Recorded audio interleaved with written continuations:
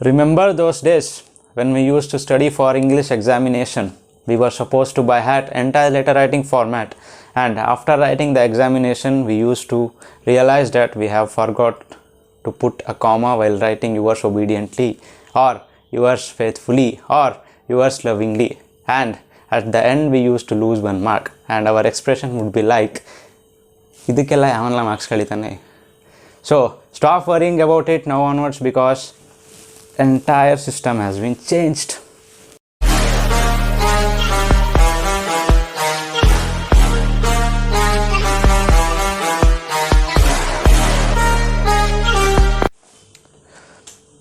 Hey guys, this is your boy Harshit, and in today's video we are going to discuss about new education policy 2020 in India. So according to it, from next year onwards history is going to be changed. So let us begin the video with the example of a student. ಒಬ್ಬ student ಇರ್ತಾನೆ, 10th ವರೆಗೂ ಅವನು education ಮುಗಿಸ್ತಾನೆ, 11th and 12th science ಸ್ಟ್ರೀಮಲ್ಲಿ ಮಾಡ್ತಾನೆ. So 12th ಆದಮೇಲೆ engineering ಯಾವುದೋ ಬ್ರಾಂಚಲ್ಲಿ ಮಾಡ್ಕೊಂಡು ಇಂಜಿನಿಯರಿಂಗ್ ಸರ್ಟಿಫಿಕೇಟ್ ತೊಗೋತಾನೆ. So at the end engineering ಬೇಡ ಅನಿಸುತ್ತೆ ಅವನಿಗೆ, ಸೋಷಿಯಾಲಜಿ ಅಥವಾ ಫಿಲಾಸಫಿ ಆಪ್ಷನಲ್ ಸಬ್ಜೆಕ್ಟ್ ಆಗಿ ತಗೊಂಡು UPSC ಪ್ರಿಪೇರ್ ಆಗಿ UPSC ಎಕ್ಸಾಮ್ ಕ್ರ್ಯಾಕ್ ಮಾಡೋ ಮೂಲಕ ಜಾಬ್ ತಗೋತಾನೆ. So moral of the example is, ಅವನು ಸೈನ್ಸ್ ಸ್ಟ್ರೀಮಲ್ಲಿ ಓದಿದ್ದು it is of no use, ಅಥವಾ someone else could have made use of it. So ಈ ಥರ ಪ್ರಾಬ್ಲಮ್ಸ್ನ ಗಮನದಲ್ಲಿ ಇಟ್ಕೊಂಡು ಆಮೇಲೆ ರೋಡ್ ಲರ್ನಿಂಗ್ ಅಂದರೆ ಬೈ ಹ್ಯಾಟ್ ಸಿಸ್ಟಮ್ ಸ್ಟಾಪ್ ಮಾಡೋಕ್ಕೆ ಅಥವಾ ಇನ್ ಕೇಸ್ ಡಿಕ್ರೀಸ್ ಮಾಡೋಕ್ಕೆ new education policy 2020 has been launched by central government of India. ಇದ್ರ ಪ್ರಕಾರ ಇದ್ರ ಮೇನ್ ಮೋಟಿವ್ ಏನಂದರೆ, students after becoming graduates they should not only able to get job but also they should be able to create jobs. So this is the main motive. According to it, ಮೊದಲನೇದಾಗಿ 10+2 system has been vanished out. 10th ವರೆಗೂ ಒಂಥರ education, next 11th 12th ಇನ್ನೊಂದು separate, ಆಮೇಲೆ higher education ಇತ್ತಲ್ಲ, ಈಗ ಆ ಥರ ಇಲ್ಲ. ಈಗ ನ್ಯೂ ಸಿಸ್ಟಮ್ ಈಸ್ 5+3+3+4, 5+3 8, 8+3 11, 11+4 15.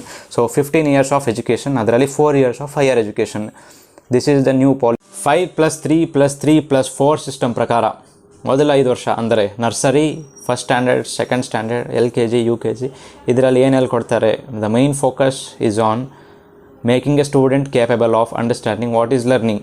ಕಲಿಕೆ ಅಂದರೇನು, ಭಾಷೆ ಅಂದರೇನು, ಬೇಸಿಕ್ ಲಿಟ್ರಸಿ ಅಂತ ಏನಂತೀವಿ ಅದನ್ನು ಕಲಿಸ್ಕೊಡೋದ್ರಲ್ಲಿ ಮೈನ್ ಫೋಕಸ್ ಇರುತ್ತೆ. So after second standard, once a student enters third standard, 3ನೇ ಕ್ಲಾಸಿಗೆ ಬಂದ ತಕ್ಷಣ ಒಂದು ಸ್ಟೂಡೆಂಟಿನ ಪ್ರಿಪ್ರೇಟರಿ ಸ್ಟೇಜಸ್ ಸ್ಟಾರ್ಟ್ ಆಗುತ್ತೆ along with playing. Study and sports will be given equal importance.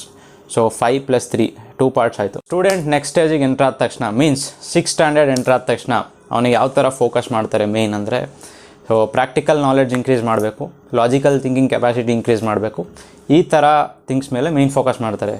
Means internships ಇರುತ್ತೆ, ಪ್ರಾಜೆಕ್ಟ್ಸ್ ಇರುತ್ತೆ, ಅಥವಾ ಸ್ಟೂಡೆಂಟ್ 6th ಸ್ಟ್ಯಾಂಡರ್ಡ್ ಎಂಟ್ರ್ ಆದ ತಕ್ಷಣ ಅವನಿಗೆ ಬೇರೆ ಬೇರೆ ಆಪ್ಷನ್ಸ್ ಇರುತ್ತೆ. ಲೈಕ್ ಈ ಕ್ಯಾನ್ ಲರ್ನ್ ಪ್ಲಂಬಿಂಗ್ ಕಲಿಬೋದು, ಅಥವಾ ಪೇಂಟಿಂಗ್ ಕಲಿಬೋದು, ಕೋಡಿಂಗ್ ಕಲಿಬೋದು. ಕೋಡಿಂಗ್ ಇಂಜಿನಿಯರಿಂಗಲ್ಲಿ ಹೇಳ್ಕೊಡೋದು, ಅದನ್ನ ಈಗಲೇ ಕಲಿಬೋದು. So it seems interesting, right?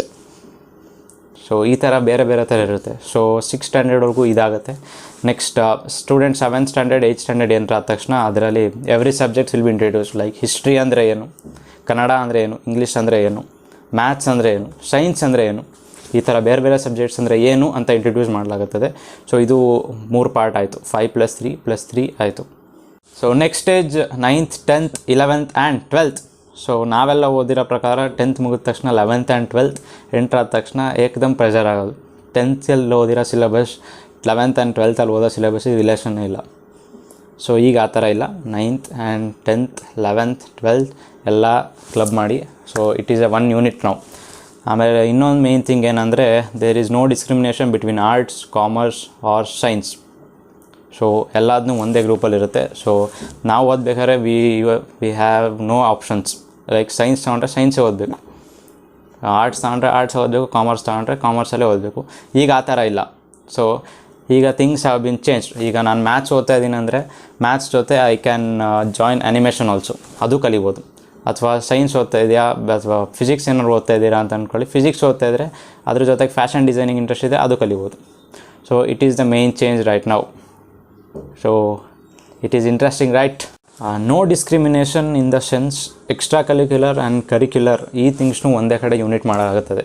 So arts, science, commerce or extra curricular or curricular ಇವೆಲ್ಲ ಒಂದೇ ಈಗ. ಸೊ ಫ್ಯಾಷನ್ ಡಿಸೈನಿಂಗ್, ಆ್ಯನಿಮೇಷನ್ ಇವೆಲ್ಲ ಎಕ್ಸ್ಟ್ರಾ ಕರಿಕ್ಯುಲರ್ ಬರ್ತಾಯಿದ್ದು. ಈಗ ಅದನ್ನು ಒಂದು ಮೇನ್ ಸಬ್ಜೆಕ್ಟಾಗಿ ಓದ್ಬೋದು. So it is the major change up to now. And once a student enter college, next ಈ ಎಜುಕೇಷನ್ ಆದಮೇಲೆ ಕಾಲೇಜ್ ಎಂಟರ್ ಆದಾಗ ಇಲ್ಲಿ ಮೇಜರ್ ಚೇಂಜ್ ಆಗಿರೋದು. ಸುಮಾರು ಜನ ಏನಾಗ್ತದೆ ಅಂದರೆ ಫಸ್ಟ್ ಇಯರ್ ಓದ್ತಾರೆ, ಆಮೇಲೆ ಸೆಕೆಂಡ್ ಇಯರಿಂದ ಓದೋಕ್ಕಾಗಲ್ಲ, ಯಾಕಂದರೆ ಫೈನಾನ್ಷಿಯಲ್ ಇಶ್ಯೂ ಇರುತ್ತೆ ಅಥವಾ ಬೇರೆ ಏನೋ ಇಶ್ಯೂ ಇರುತ್ತೆ. ಸೊ ಈಗ ಆ ಥರ ಆಗೋಲ್ಲ, ಯಾಕಂದರೆ ಕಾಲೇಜ್ ಎಂಟ್ರ್ ಆದ 4 ವರ್ಷ ಮಾಡಬೇಕು, 4 ವರ್ಷ ಓದೋಕ್ಕಿರುತ್ತೆ. ಸೊ ಫಸ್ಟ್ ಇಯರ್ ಓದ್ದ, ಸೆಕೆಂಡ್ ಇಯರ್ ಓದೋಕ್ಕಿಂತ ಮುಂಚೆ ಏನೋ ಇಶ್ಯೂ ಆಯಿತು, ಸೊ ಈ ಲೆಫ್ಟ್ ಅಂತ ಅಂದ್ಕೊಂಡ್ರೆ ನೆಕ್ಸ್ಟ್ ಮತ್ತೆ ಅವ್ನು ಓದೋಕ್ಕೆ ಬರಬೇಕಾದ್ರೆ ಫಸ್ಟ್ ಇಯರಿಂದನೇ ಓದೋ ಅವಶ್ಯಕತೆ ಇಲ್ಲ. ಯಾಕಂದರೆ ಫಸ್ಟ್ ಇಯರ್ ಓದಿದ ತಕ್ಷಣ ಅವನಿಗೊಂದು ಡಿಗ್ರಿ ಕೊಡ್ತಾರೆ. So you have completed first year ಅಂತ. ಸೊ ನೆಕ್ಸ್ಟ್ ಅವ್ನು ಬರಬೇಕಾದ್ರೆ ಸೆಕೆಂಡ್ ಇಯರಿಗೆ ಹೋಗ್ಬೋದು ಡೈರೆಕ್ಟ್. ಸೊ ಅದೇ ಥರ ಸೆಕೆಂಡ್ ಇಯರ್ ಓದ್ದ, ಥರ್ಡ್ ಇಯರ್ ಓದೋಕ್ಕಾಗಲಿಲ್ಲ, ಅಲ್ಲೇನೋ ಇಶ್ಯೂ ಆಯಿತು, ಅಲ್ಲಿ ಹೊರಟೋದ. ಆಗ ಮತ್ತೆ ಅವ್ನು ಬಂದು ಸೆಕೆಂಡ್ ಇಯರ್ ಕೂರಂಗಿಲ್ಲ, ಡೈರೆಕ್ಟ್ ಥರ್ಡ್ ಇಯರ್ ಹೋಗ್ಬೋದು. ಸೆಕೆಂಡ್ ಇಯರ್ ಮುಗಿದ ತಕ್ಷಣ you will get a diploma. So second year ಆಯಿತು, ಸೇಮ್ ಅದೇ ಥರ ಥರ್ಡ್ ಇಯರಲ್ಲಿ ಬಿಟ್ಟು ಹೋದರೆ you will get a bachelor degree. So fourth year ಓದ್ದ ಅಂದರೆ you will get a complete degree. So ಅಲ್ಲಿಗೆ ಕ್ರೆಡಿಟ್ ಸಿಸ್ಟಮ್ ಇದಾಯಿತು. ಕ್ರೆಡಿಟ್ ಅಂದರೆ ಈಗ ಹೇಳಿದ್ನಲ್ಲ ಅದೇ ಥರ. ಸೊ ಕಾಲೇಜ್ಗೆ ಹೋದ್ಮೇಲೆ ಫಸ್ಟ್ ಇಯರ್ ಮುಗಿಸ್ತೆ ಅಂದರೆ you will get some credit, second year ಮುಗಿಸ್ತೆ ಅಂದರೆ you will get some credit. ಆ ಕ್ರೆಡಿಟ್ ಇಲ್ಲ ಅಂದರೆ ನಿಮ್ಮನ್ನು ನೆಕ್ಸ್ಟ್ ಇಯರಿಗೆ ಪಾಸ್ ಮಾಡಲ್ಲ, ಆ ಥರ ಕ್ರೆಡಿಟ್ ಸಿಸ್ಟಮ್. ಆಮೇಲೆ ಎಲ್ಲ ಡಿಗ್ರಿ ಆಲ್ಮೋಸ್ಟ್ ಈಗ 4 ಇಯರ್ ಇರುತ್ತೆ. ಸೊ 3 ಇಯರ್ ಆದಮೇಲೆ ಬಿಟ್ಟು ಹೋಗ್ಬೋದು ಬ್ಯಾಚುಲರ್ ಡಿಗ್ರಿ. 4 ಇಯರ್ ಕಂಪಲ್ಸರಿ ಯಾಕೆ ಮಾಡಿದ್ದಾರೆ ಅಂದರೆ ಫೋರ್ತ್ ಇಯರಲ್ಲಿ you will have research oriented ಇರುತ್ತೆ. ರಿಸರ್ಚಲ್ಲಿ interested students fourth year continue ಮಾಡ್ಬೋದು. ಅಥವಾ ಥರ್ಡ್ ಇಯರಲ್ಲೇ ಬ್ಯಾಚುಲರ್ ಡಿಗ್ರಿ ತೊಗೊಂಡು ಐ ವಿಲ್ ಸ್ಟಾಪ್ ಅಂದರೆ you can also do that. 4 year ಯಾಕೆ ಮಾಡಿದ್ದಾರೆ ಅಂದರೆ ಮೆನಿ ಸ್ಟೂಡೆಂಟ್ಸ್ 3 ವರ್ಷ ಓದ್ಬಿಟ್ಟು ಆ ಡಿಗ್ರಿ ಸಿಗುತ್ತೆ, UPSC ಫಾರ್ಮ್ ಅಪ್ಲೈ ಆಗ್ಬೋದಲ್ಲ ಅಂತ ಬರೀ 3 ವರ್ಷ ಇರೋವಂಥ ಡಿಗ್ರಿ ಮಾಡೋರು. ಆದರೆ ಈಗ ಆ ಥರ ಇಲ್ಲ, 4 ವರ್ಷ ಮಾಡಬೇಕು. So fourth year research oriented ಇರುತ್ತೆ. ಸೊ ಚೇಂಜ್ ತರೋಕ್ಕೆ ಮೇಯ್ನ್ ರೀಸನ್ ಏನಂದರೆ ಎಲ್ಲರಿಗೂ ನಾವು ಓದ್ತಿರೋ system by heart system means rote learning system ಅನ್ನಿಸ್ತಾ ಇತ್ತು. ಸೊ ಅದನ್ನು ಸ್ಟಾಪ್ ಮಾಡೋಕ್ಕೆ ಈ ಥರ ತಂದಿರೋದು. ಈಗ 1970 ಎಷ್ಟಂದರೆ ನಾವು ಸ್ಟೂಡೆಂಟ್ಸ್ ಪಟ್ ಅಂತ ಹೇಳ್ಬಿಡ್ತೀವಿ. ಅದೇ ಗ್ರ್ಯಾಜುಯೇಟ್ಸ್ ಕೇಳಿದ್ರೆ they will calculate using calculator ಅಥವಾ ಬೇರೆ ಏನಾದ್ರು ಮೀನ್ಸ್ ಹುಡ್ಕೋತಾರೆ ಅಥವಾ ಹೇಳೋಕ್ಕೆ ಟೈಮ್ ತೊಗೋತಾರೆ. ಸೊ ಆ ಥರ ಆಗಬಾರ್ದು. Main focus should be on creating jobs. ನಾವು ಬರೀ ಜಾಬ್ಸ್ ತೊಗೊಂಡ್ರೆ ಸಾಲದು, ನಾವು ಇನ್ನೂ ಎಕ್ಸ್ಟ್ರಾ ಜಾಬ್ಸ್ ಕ್ರಿಯೇಟ್ ಮಾಡ್ಬೋದು. ಯಾಕಂದರೆ ನಾವು ನೋಡ್ತಾ ಇರೋಂಗೆ ಇಂಡಿಯಾದಲ್ಲಿ ಗ್ರ್ಯಾಜುಯೇಟ್ಸ್ ಜಾಸ್ತಿ ಇದ್ದಾರೆ, ಜಾಬ್ಸ್ ಇಲ್ಲ ಅವ್ರಿಗೆಲ್ಲ. ಸೊ ಈ ಪ್ರಾಬ್ಲಮ್ ಸ್ಟಾಪ್ ಆಗಬೇಕು. ಆಮೇಲೆ ಇನ್ನೊಂದು ಇಂಪಾರ್ಟೆಂಟ್ ಥಿಂಗ್ ಏನಂದರೆ, so first right to education 5 years to 14 years ಅದರೊಳಗೆ ಇರ್ತಾಯಿತ್ತು, ಆ ಕ್ಯಾಟಗರಿಲಿ ಬರ್ತಾಯಿತ್ತು. ಈಗ ರೈಟ್ ಟು ಎಜುಕೇಷನ್ನ 3 to 18 years 3 years to 18 years students ಎಲ್ಲರಿಗೂ ರೈಟ್ ಟು ಎಜುಕೇಷನ್ ಇರುತ್ತೆ. ಸೊ ಈ ಪಾಲಿಸಿ ಒಂದು ನ್ಯೂ ಇಂಟ್ರೊಡ್ಯೂಸ್ ಆಗಿದೆ. ಆಮೇಲೆ ಬೋರ್ಡ್ ಎಕ್ಸಾಮ್ ಇಂಪಾರ್ಟೆನ್ಸ್ ಕಮ್ಮಿ ಮಾಡೋಕ್ಕೆ ಮೀನ್ಸ್ ನಾಲೆಡ್ಜ್ ಇನ್ಕ್ರೀಸ್ ಆಗಬೇಕು, ಬೈ ಹಾರ್ಟ್ ಸಿಸ್ಟಮ್ ಕಮ್ಮಿ ಆಗಬೇಕು. ಇದು ಇಂಪ್ಲಿಮೆಂಟ್ ಆಗಲಿ ಅಂತ JEE ಮೀನ್ಸ್ ಹೆಂಗೆ 2 ಸಲ ನಡೆಯುತ್ತೆ ಒಂದು ವರ್ಷದಲ್ಲಿ. ಜಾನ್ವರಿಲಿ ಒಂದು ನಡೆಯುತ್ತೆ, ಏಪ್ರಿಲಲ್ಲಿ ಒಂದು ನಡೆಯುತ್ತೆ. ಇದೇ ಥರ ಬೋರ್ಡ್ ಎಕ್ಸಾಮ್ ಆಲ್ಸೋ ಪ್ರತಿ ವರ್ಷ 2 ನಡೆಯುತ್ತೆ. ಸೊ ಇದು ಬೋರ್ಡ್ ಎಕ್ಸಾಮ್ ಇಂಪಾರ್ಟೆನ್ಸ್ ಕಮ್ಮಿ ಮಾಡೋಕ್ಕೋಸ್ಕರ ಈ ಪಾಲಿಸಿ ತಂದಿದ್ದಾರೆ. ಒನ್ ಮೋರ್ ಥಿಂಗ್, ಸುಮಾರು ಸ್ಟೂಡೆಂಟ್ಸ್ಗೆ ಫೈನಲ್ ಎಕ್ಸಾಮಲ್ಲಿ ಡಿಸ್ಟಿಂಕ್ಷನ್ ಬರಬೇಕಂದ್ರೆ ಪ್ರಾಕ್ಟಿಕಲ್ ಎಕ್ಸಾಮ್ಸಲ್ಲಿ 30 out of 30 ಬಂದಿರಬೇಕು. It means practical exams will play a major role in their lifes. So ಮೊದಲು ಆ ಥರ ಇರ್ತಾಯಿತ್ತು. ಈಗ ನೆಕ್ಸ್ಟ್ ನ್ಯೂ ಪಾಲಿಸಿಲಿ ಆ ಥರ ಇಲ್ಲ. Practical exams will be conducted every month ಪ್ರತಿ ತಿಂಗಳು ಪ್ರಾಕ್ಟಿಕಲ್ ಎಕ್ಸಾಮಿನೇಷನ್ ಕಂಡಕ್ಟ್ ಮಾಡಿ ಅದರಲ್ಲಿ ಏನೇನು ಮಾರ್ಕ್ಸ್ ಸ್ಕೋರ್ ಮಾಡ್ತಾರೆ ಅದನ್ನು ಫೈನಲ್ ಎಕ್ಸಾಮಲ್ಲಿ ಆ್ಯಾವ್ರೇಜ್ ಮಾಡಿ so result will be published. So ಈ ಥರ ಆಗಿದೆ. Next 9th to 12th standard syllabus reduce ಆಗಿದೆ. ಆ್ಯಂಡ್ ಇನ್ನೊಂದು ಇಂಪಾರ್ಟೆಂಟ್ ಚೇಂಜ್ ಏನಂದರೆ, ಬರೀ ಸಬ್ಜೆಕ್ಟಿವ್ ಕ್ವಶನ್ ಇರ್ತಾಯಿತ್ತಲ್ಲ, ಈಗ ಸಬ್ಜೆಕ್ಟಿವ್ ಜೊತೆ ಆಬ್ಜೆಕ್ಟಿವ್ ಕ್ವಶನ್ಸು ಇರುತ್ತೆ. ಸೊ CBSEಲಿ ಆಬ್ವಿಯಸ್ಲಿ ಆಬ್ಜೆಕ್ಟಿವ್ ಕ್ವಶನ್ಸ್ ಮೇಲೆ ಆಲ್ವೇಸ್ ಮೇಯ್ನ್ ಫೋಕಸ್ ಇರ್ತಾಯಿತ್ತು. ಆದರೆ ಸ್ಟೇಟ್ ಬೋರ್ಡಲ್ಲಿ ಮೇಯ್ನಾಗಿ ಸಬ್ಜೆಕ್ಟಿವ್ ಕ್ವಶನ್ಸೇ ಇರ್ತಾಯಿತ್ತು. ಈಗ ಅದನ್ನು ಚೇಂಜ್ ಆಗಿದೆ, ಸಬ್ಜೆಕ್ಟಿವ್ ವಿತ್ ಆಬ್ಜೆಕ್ಟಿವ್ ಕ್ವಶನ್ಸ್ ಇರುತ್ತೆ. So this is the major change. Prime focus ಏನಂದರೆ, ನಮ್ಮ ಇಂಡಿಯಾದಲ್ಲಿ ನಾವು ಹೈಯರ್ ಎಜುಕೇಷನ್ ಪರ್ಸ್ಯೂ ಮಾಡ್ಕೋತಾ ಇರೋದು ಬರೀ 25% ಸ್ಟೂಡೆಂಟ್ಸ್ ಅಷ್ಟೇ. ಸೊ ಮಿಕ್ಕಿದ 75% ಸ್ಟೂಡೆಂಟ್ಸ್ ಹೈಯರ್ ಎಜುಕೇಷನ್ ಇಳಿತಾನೇ ಇಲ್ಲ. ಫೈನಾನ್ಷಿಯಲ್ ಕ್ರೈಸಿಸ್ ಆಗಿರ್ಬೋದು ಅಥವಾ ಬೇರೆ ಥರ ಏನಾದ್ರು ಇಶ್ಯೂ ಆಗಿರ್ಬೋದು, only 25% of total students R perceiving higher education. Main focus ಈಗ ಏನಾಗಿದೆ ಅಂದರೆ 2035 ಅಂದರೆ ಇವತ್ತಿಂದ 15 ವರ್ಷ ನಂತರ ಇದು ಡಬಲ್ ಆಗಬೇಕು, ಈ ನಂಬರ್ ಡಬಲ್ ಆಗಬೇಕು. Means 50% students at least 50% student higher ಎಜುಕೇಷನ್ಗೆ ಹೋಗಬೇಕು ಅನ್ನೋದು ಮೇಯ್ನ್ ಫೋಕಸ್ ಆಗಿದೆ.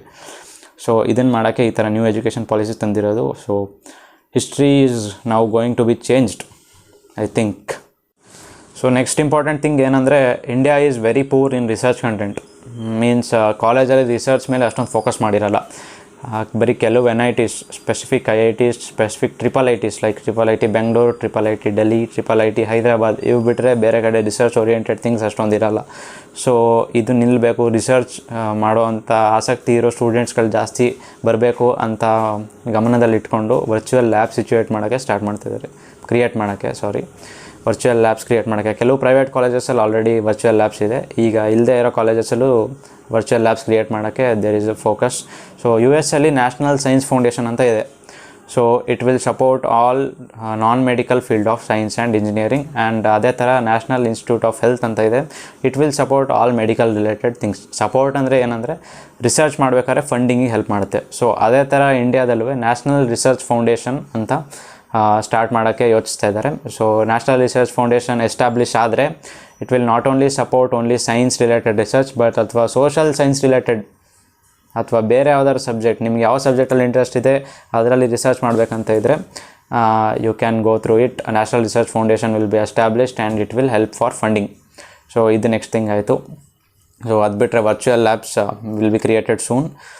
ಸೊ ನೆಕ್ಸ್ಟ್ ಥಿಂಗ್ ಅದೇ 2035 ಅಷ್ಟೊತ್ತಿಗೆ 50% students should pursue for higher education. So next thing post graduation same 1 to 2 years ಇರುತ್ತೆ. So PhD also same 4 years ಇರುತ್ತೆ. ಅನ್ನೋದನ್ ಇಂಪಾರ್ಟೆಂಟ್ ಥಿಂಗ್ ಏನಂದರೆ MPhil ಕ್ಯಾನ್ಸಲ್ ಆಗಿದೆ. I repeat.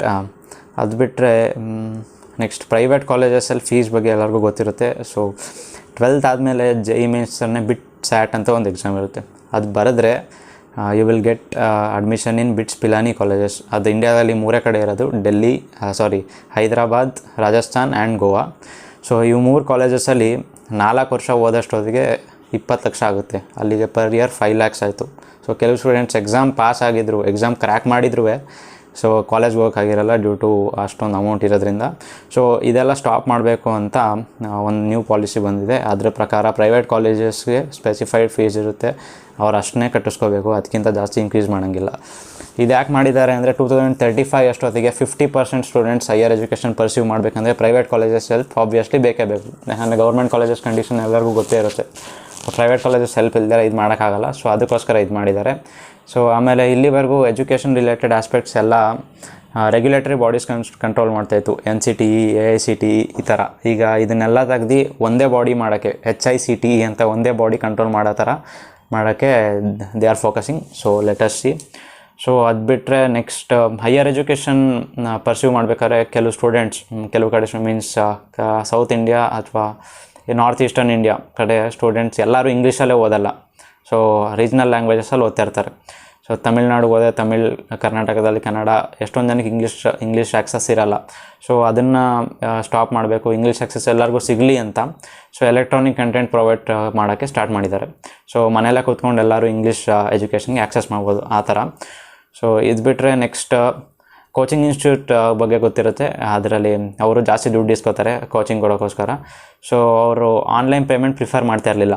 ಯಾಕಂದರೆ ಬೈ ಕ್ಯಾಶ್ ಪೇಮೆಂಟ್ ಮಾಡಿದರೆ ಅವ್ರು ಟ್ಯಾಕ್ಸ್ ತೋರಿಸ್ಬೇಕಾಗಿರಲ್ಲ. ಈಗ 1000 ಜನನ ಅಡ್ಮಿಷನ್ ಮಾಡ್ಕೊಂಡು ಬರೀ 100 ಜನ ಮಾಡ್ಕೊಂಡಿದ್ದೀವಿ, ನಮ್ದು ಇಷ್ಟೇ ಅಂತ ತೋರಿಸ್ಬೋದು. ಈಗ ನಾನು ಸ್ವಂತ PUC ಓದಿರೋ ಕಾಲೇಜಲ್ಲೇ ಸೆಕೆಂಡ್ ಇಯರ್ ಫೀಸ್ ನಂದು 90,000 ಇತ್ತು. ಅವ್ರು ಕೊನೆಗೆ ಬಿಲ್ ಕೊಟ್ಟಿದ್ದು 2,500 ಇತ್ತು. ಎಂಥ ಗ್ಯಾಂಬ್ಲಿಂಗ್ ನಡೆಸ್ತಾ ಇದ್ದಾರೆ ನಿಮಗೆ ಗೊತ್ತಾಗುತ್ತೆ. ಸೊ ಟ್ಯಾಕ್ಸ್ ಕಂಟೆಂಟ್ ಕರೆಕ್ಟಾಗಿ ತೋರಿಸ್ತಾ ಇಲ್ಲ. ಸೊ ಇದನ್ನು ಸ್ಟಾಪ್ ಮಾಡೋಕ್ಕೆ ಈಗ ಆನ್ಲೈನ್ ಪೇಮೆಂಟ್ ಬಂದಿರೋದು. Paytm ಇದೆ, ಫೋನ್ಪೇ ಇದೆ, ಗೂಗಲ್ ಪೇ ಇದೆ.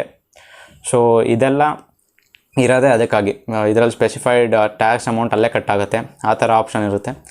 ಸೊ ವೆನೆವರ್ ದೊಡ್ಡ ಪೇಮೆಂಟ್ ಮಾಡಬೇಕಾದ್ರೆ go through online payment, prefer online payment. Next ಅದೇ ವರ್ಚುವಲ್ ಲ್ಯಾಬ್ಸ್ ಕ್ರಿಯೇಟ್ ಆಗುತ್ತೆ. So more students will be given access. ಆಮೇಲೆ ಇನ್ನೊಂದು ಇಂಪಾರ್ಟೆಂಟ್ ಥಿಂಗ್ ಏನಂದರೆ ಇವತ್ತಿನವರೆಗೂ 4.4% ಆಫ್ ಟೋಟಲ್ GDPನ ಎಜುಕೇಷನ್ ಮೇಲೆ ಇನ್ವೆಸ್ಟ್ ಮಾಡ್ತಾಯಿದ್ರು ಸೆಂಟ್ರಲ್ ಗೌರ್ಮೆಂಟ್. ಆದರೆ ಈಗ 6% ಮಾಡೋಕ್ಕೆ ಯೋಚಿಸಿದ್ದಾರೆ. So it's a good move. And next ಇದು ಬಿಟ್ಟರೆ everyone will be fond of report card. So report card ಮೊದಲು ಹೆಂಗಿರ್ತಾಯಿತ್ತು ಅಂದರೆ ಟೀಚರ್ ಜೊತೆ ಯಾರು ಚೆನ್ನಾಗಿ ಮಾತಾಡ್ತಾರೆ ಅವ್ರಿಗೆ A++, ಯಾರು ಚೆನ್ನಾಗಿ ಮಾತಾಡಲ್ಲ ಅವ್ರಿಗೆ B-.